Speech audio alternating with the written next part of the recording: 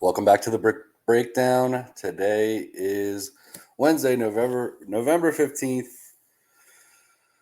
We have been through 10 weeks in the NFL.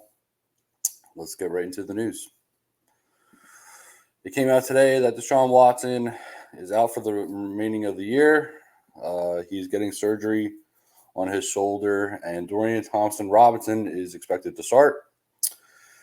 The Bills' offensive coordinator, Ken Dorsey, was fired after losing to the Broncos on Monday Night Football, so keep that in mind. The Jets released former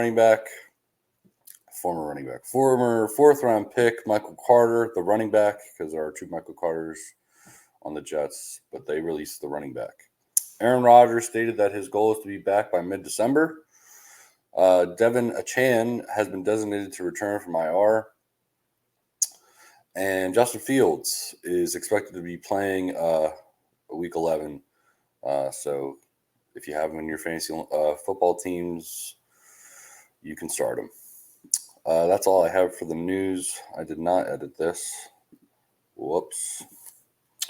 We're looking at Week 10 for the review. And okay. Week 10 review. Let's look at what we have here.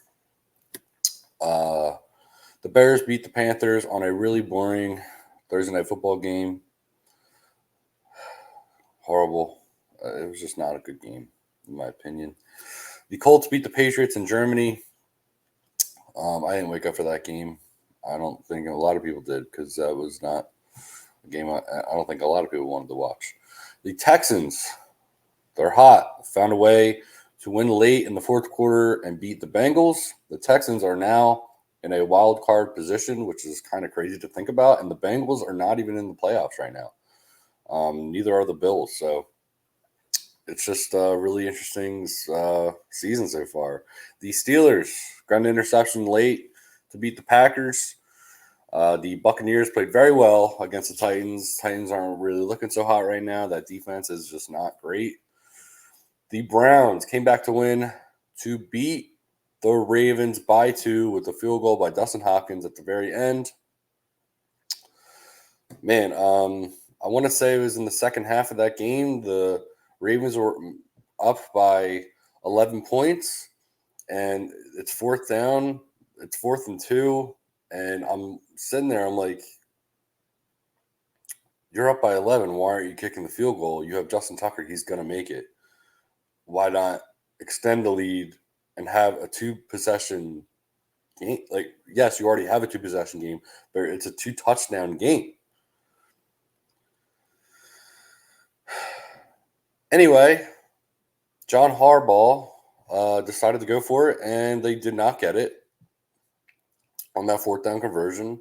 And I think that's one of the main reasons why they lost that game, because they went for it on that 4th down. There's times to be aggressive in football, 1,000%. Totally agree with that. But there's also times you got to be conservative to win football games. And I think that was the wrong decision. When you're up by 11, you take the points, especially when the ball was, I want to say on like the Browns 40, 35 yard line. And I just don't think I would have went for it on 4th and 2 there. I'm taking the points. The 49ers came off of a bye and back into the win column against the Jags. The Jags did not look great against that 49ers defense. So that was not looking great. But maybe they'll be able to bounce back next week. The Vikings played amazing football against the Saints. Derek Carr did get hurt. Jameis Winston went into the game, and of course he threw 2 interceptions because that is what he's known for. Josh Dobbs is absolutely on fire, and he's playing great football, even though he's only been there for 2 weeks. It's insane.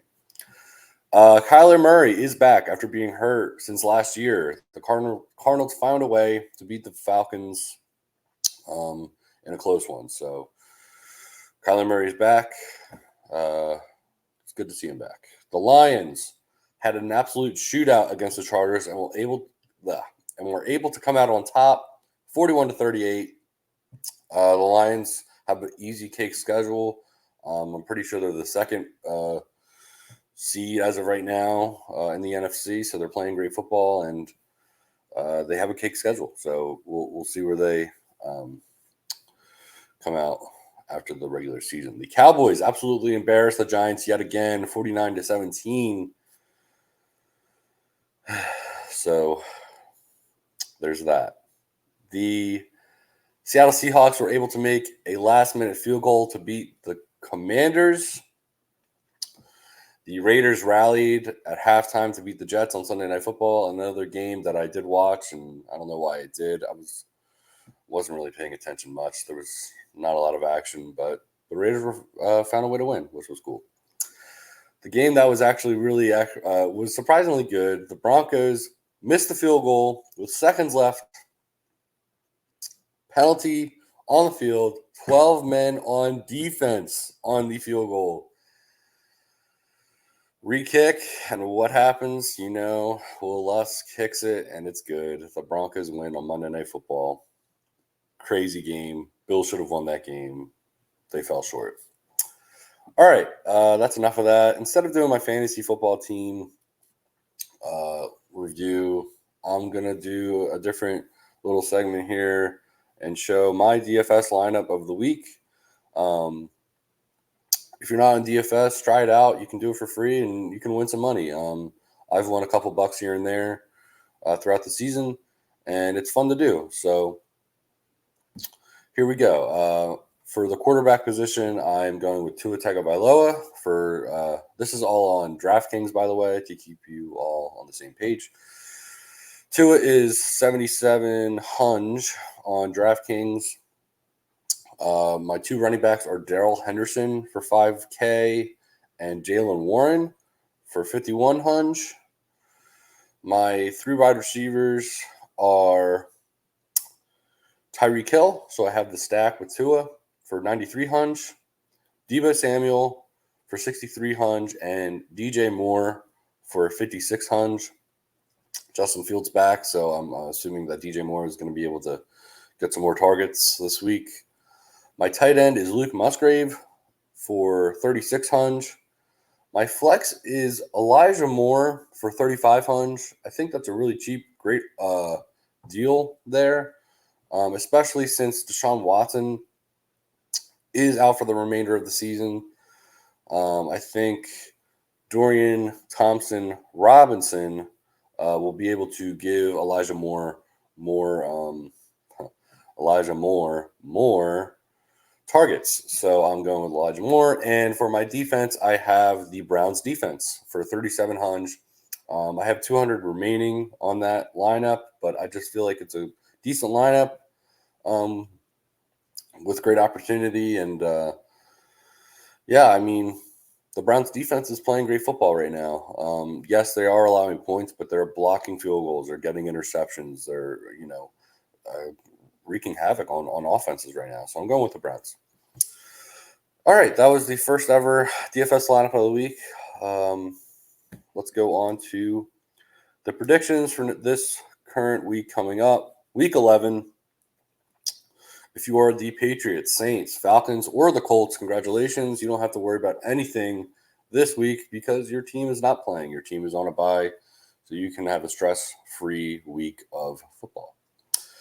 So to recap, my week-to-week predictions on the year are 89 and 61, which is 83%, which is better than I thought it was going to be.